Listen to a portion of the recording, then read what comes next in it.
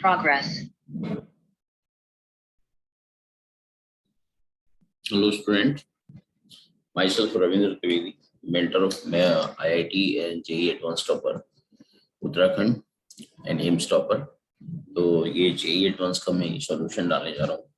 ये ऑप्टिक्स का क्वेश्चन था, जरा देखिए इसमें। ऑप्टिक्स क्वेश्चन में ये उन्होंने क्या किया है, इन्होंने एक अरेंजमेंट ऑफ टू लेंसेज दे रखा है, कॉन्वेक्स एंड कॉनकेव, और उन्होंने इसमें इंफॉर्मेशन दी है कि जो कॉन्वेक्स लेंस है और कॉनकेव लेंस है, दोनों की रेडियस कर्वेचर सेम दे रखा है, और दोनों का radius curvature r equal to 20 centimetre ही है, और रिफ्रैक्टिव इंडेक्स दे रखे हैं म्यू बोथ लेंसेज के 1.5 दे रखे हैं, और इससे कॉन्वेक्स लेंस से 10 सेंटीमीटर की डिस्टेंस पर एक ऑब्जेक्ट रखी हुई है।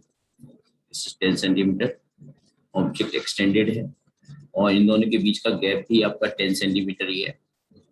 बच्चों, इन्होंने लेंस की फोकल लेंथ नहीं दी, तो एक इंफॉर्मेशन दे दी है इन्होंने, इससे हमें इसकी फोकल लेंथ निकालने में आसानी रहेगी।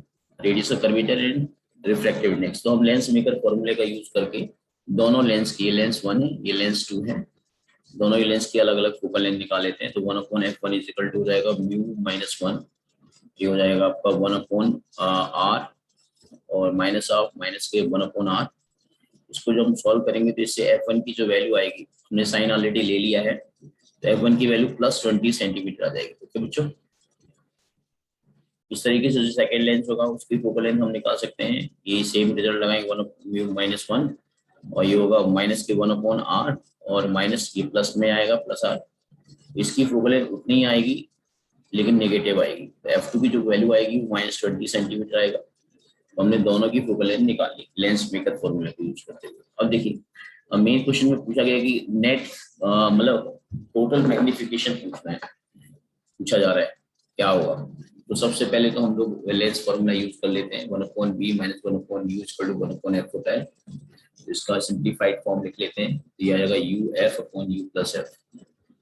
तो फर्स्ट केस में हम लोग निकाल लेते हैं मैग्निफिकेशन u, b1 की वैल्यू निकाल लेते हैं। फर्स्ट केस में b1 की वैल्यू, मान ली इमेज कहाँ बन रही है इस ऑब्जेक्ट की, इस लेंस के द्वारा, फर्स्ट लेंस के द्वारा, तो हो जाएगा u की वैल्यू -10 हो जाएगी, f की वैल्यू हो जाएगी +k20, और ये -10, और ये f की वैल्यू +k20, ये वैल्यू आएगी निकल के -20। चेक कीजिए आप, दिस इज -20। इसका मतलब ये हुआ कि इमेज यहाँ पे कहीं बनेगी, इसकी जो इमेज बनेगी वो यहाँ कहीं बनेगी I1, यानी कि इस सेकेंड लेंस से जो डिस्टेंस हो जाएगी ये वाली, ये 30 सेंटीमीटर हो जाएगी, माइनस आया एक।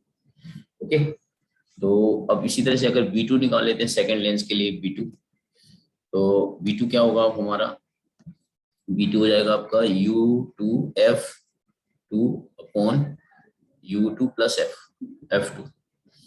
तो चलिए वैल्यू पुट कर देते हैं। तो U2 की वैल्यू हो जाएगी -30, क्योंकि कॉनकेव लेंस से जो डिस्टेंस होगी दिस इज -30, और f2 की जो वैल्यू है वो -20 आएगा, वो ऑलरेडी हम निकाल चुके हैं ये वाला, और U2 है -30 and f2 is -20, f2 is -20। तो अब इसको सिंप्लीफाई कर लेते हैं, तो ये आएगा आपका -k + के 600 अपॉन कितना आएगा, ये 50, -k50 से कैंसिल आउट हो जाएगा, तो ये आएगा आपका -k12। This is -k12 centimetre, this is -k12 centimetre.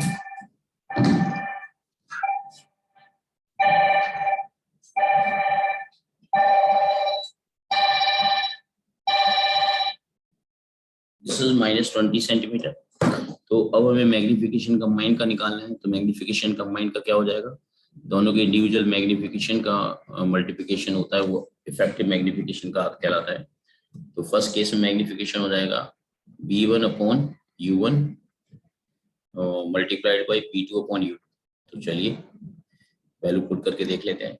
तो b1 कितना हमने निकाला था, -k20, और u1 हमारा -k10 था, तो ये हो गया b1/u1।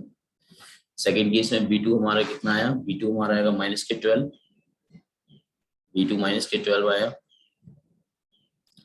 और u2 कितना है, u2 है हमारा -k30, तो चलिए सॉल्व कर लेते हैं इसको। क्या आएगा आपका 2 इंटू, ये बन जाएगा आपका अगर 6 से काटेंगे तो 2/5 आएगा, दिस इज 4/5, ये आपका 4/5 आएगा, ये 0.8 आ जाएगा, तो मैग्निफिकेशन विल बी 0.8। ओके, सो इस तरीके से आंसर जो आपका देखना होगा इसमें 0.8 कौन सा ऑप्शन मैच कर रहा है वो देख लेते हैं। तो इसमें जो 0.8 जो आ रहा है वो सेकंड बी ऑप्शन में आ रहा है। Okay, तो B option is correct. Okay, I hope you understand, तो ऑप्शन बी इज करेक्ट। इस तरह से हम और भी क्वेश्चंस के सॉल्यूशन आपको भेज रहे हैं।